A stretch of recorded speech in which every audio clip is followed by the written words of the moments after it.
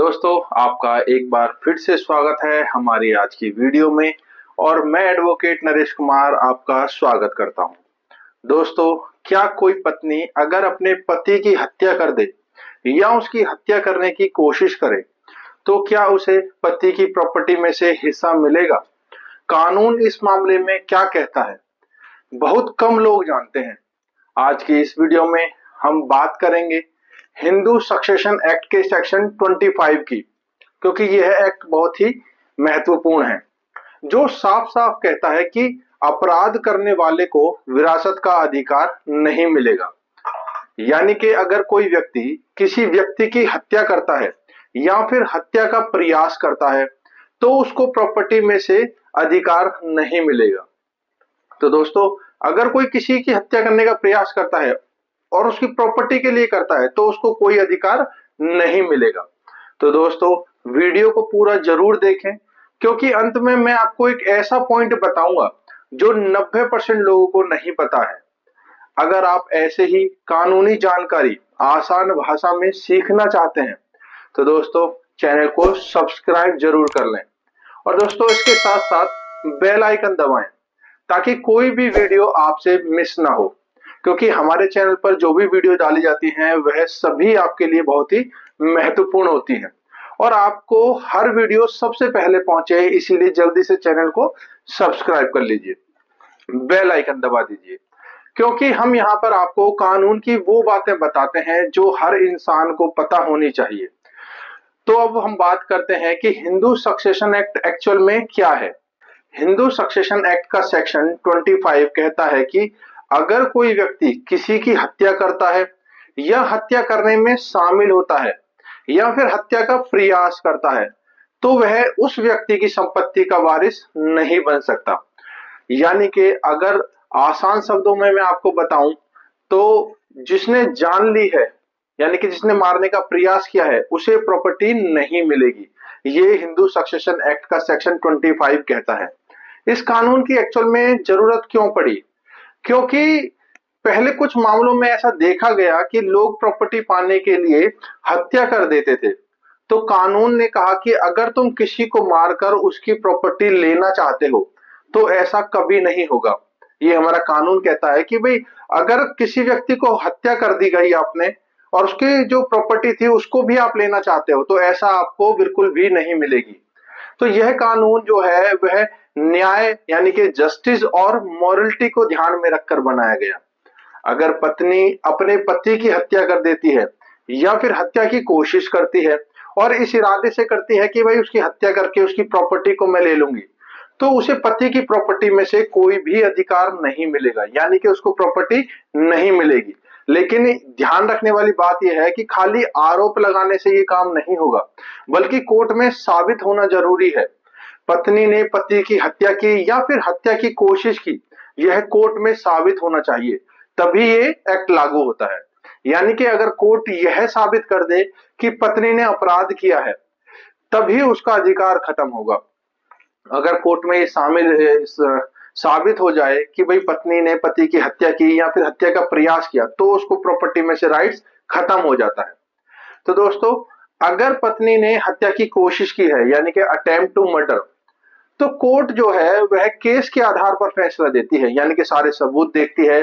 उससे पता चलता है कि हाँ, पत्नी ने हत्या का प्रयास किया, पति को मारने की कोशिश की ताकि उसकी प्रॉपर्टी उसको मिल जाए। तो ये सारी चीजें कोर्ट देखती है। अगर इरादा साबित हो जाए, यानी कि इंटेंशन साबित हो जाए, तो सेक्शन 25 लागू हो सकता है और पत्नी को पति की प्रॉपर्टी में कोई अधिकार नहीं मिलेगा। लेकिन यह तभी होगा जब कोर्ट में यह सभी चीजें साबित हो जाएं कि पत्नी ने पति को मारने की कोशिश की है।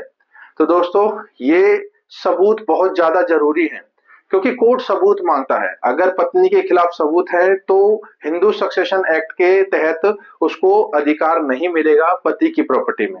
और कोई भी व्यक्ति अगर गलत इरादे से यह कदम उठाता है, जैसे कि principle no one can benefit from their own wrong, यानी कि इसका मतलब है कि गलती करके फायदा उठाना कानून में अलाउ नहीं है। ये कानून बिल्कुल साफ साफ कहता है। तो दोस्तों, अगर पत्नी दोषी साबित हो जाती है तो उसकी जो प्रॉपर्टी है यानी पति की जो प्रॉपर्टी है वह किसको मिलेगी। अगर पत्नी को हटा दिया जाता है यानी कि डिस्क्वालीफाई कर दिया जाता है, सबूत मिल जाते हैं कि हाँ पत्नी ने पति की हत्या की या हत्या का प्रयास किया, तो प्रॉपर्टी जो है उसके लीगल हीयर्स को मिलनी चाहिए। जैसे कि उसके बच्चे हो सकते हैं, उसके माता पिता हो सकते हैं या फिर कोई अन्य वारिस। यानी कि पत्नी जो है वो प्रॉपर्टी में से अधिकार को खत्म कर दिया जाता है उसके, और उसके जो लीगल हीयर्स होते हैं उसके बच्चे माता पिता, उनको वो प्रॉपर्टी मिल जाती है। तो इसमें इस मामले में जो पति के क्या अधिकार हैं, पति के पास जो अधिकार है कि वह अपनी पत्नी की एफआईआर दर्ज करा सकता है, कोर्ट में केस लड़ सकता है और प्रॉपर्टी को गलत हाथों में जाने से रोक सकता है। यह पति के पास अधिकार होते हैं। अगर पति बच जाता है तो वह अपनी सुरक्षा और कानूनी कार्रवाई दोनों कर सकता है, क्योंकि पत्नी के द्वारा उसको हत्या का प्रयास किया गया, उसको मारने की कोशिश की, तो ये पति के पास अधिकार है। पत्नी को क्या सजा मिल सकती है? अगर पत्नी दोषी पाई जाती है यानी कोर्ट में साबित हो जाए कि पत्नी ने हत्या का प्रयास किया है, तो उस पर सेक्शन आईपीसी के 307, जिसको बीएनएस में 109 कन्वर्ट कर दिया गया है, जिसको अटेम्प्ट टू मर्डर बोला जाता है, तो पत्नी पर वो धारा लागू होती है। इसके साथ साथ आईपीसी की धारा 302 जो बीएनएस में 103 यानी कि मर्डर, अगर उसने हत्या की है तो उस पर ये सेक्शन लागू होगा। इसमें उसे जेल भी हो सकती है और साथ ही प्रॉपर्टी का अधिकार भी खत्म हो जाएगा। अब आप मुझे कमेंट में एक बात जरूर बताइए, क्या आपको लगता है कि यह कानून सही है या फिर इसमें बदलाव होना चाहिए? आपकी अपनी राय क्या है? कमेंट में जरूर बताएं कि भाई ये जो एक्ट है क्या ये जरूरी है और इसमें क्या अमेंडमेंट करनी चाहिए, तो जल्दी से कमेंट करके बताएं। तो दोस्तों आज की इस वीडियो में हमने हिंदू सक्सेशन एक्ट सेक्शन 25 को बड़ी आसान भाषा में मैंने आपको समझाया और आशा करता हूं आपको समझ आ चुका होगा। तो दोस्तों आज की इस वीडियो में हमने जाना कि सेक्शन 25 क्या है, यह कानून बनाया गया तो क्यों बनाया गया, पत्नी द्वारा पति पर हमला करने के केस में क्या हो सकता है, और सुप्रीम कोर्ट और हाई कोर्ट के महत्वपूर्ण सिद्धांत क्या हैं, अटेम्प्ट टू मर्डर में प्रॉपर्टी का जो अधिकार है वह किसके पास रहेगा, और पति के क्या अधिकार हैं, और इसके साथ साथ पत्नी को क्या सजा मिल सकती है। आज की इस वीडियो में हमने इन सारे टॉपिक पर ब्रीफ में डिस्कशन किया। तो दोस्तों यह वीडियो हर उस व्यक्ति के लिए जरूरी है जो अपने कानूनी अधिकार को समझना चाहता है। वह कोई भी व्यक्ति हो सकता है, कोई भी महिला हो सकती है, पुरुष हो सकता है, तो ये वीडियो उन सभी के लिए बहुत जरूरी है। तो दोस्तों आज की इस वीडियो में हमने जाना कि कानून कितना सख्त है कि जब बात न्याय की आती है। अगर कोई व्यक्ति अपराध करता है तो उसे उसका फायदा कभी नहीं मिलेगा। यही है एक्चुअल में सेक्शन 25 यानी कि हिंदू सक्सेशन एक्ट का सेक्शन 25 का असली मतलब जो है वो यही है। तो दोस्तों आपको हमारे द्वारा दी गई जानकारी अगर अच्छी लगी हो और आपको इस वीडियो से कुछ नॉलेज इंक्रीज हुई हो, आपके यूजफुल हो, फायदेमंद हो, तो दोस्तों वीडियो को लाइक करें, चैनल को सब्सक्राइब करें और बेल आइकन दबाना ना भूलें। और साथ ही अगर आपके मन में कोई डाउट है या फिर आप अपने केस से या फिर किसी के रिलेटिव के केस से, वो आपके भाई हो सकता है, आपके दोस्त हो सकते हैं, आपके कोई जानने वाले हो सकते हैं, अगर उनके कोई ऐसा डाउट है, कोई ऐसा केस है जिसके बारे में आप हमसे पूछना चाहते हैं, तो जल्दी से कमेंट में पूछिए।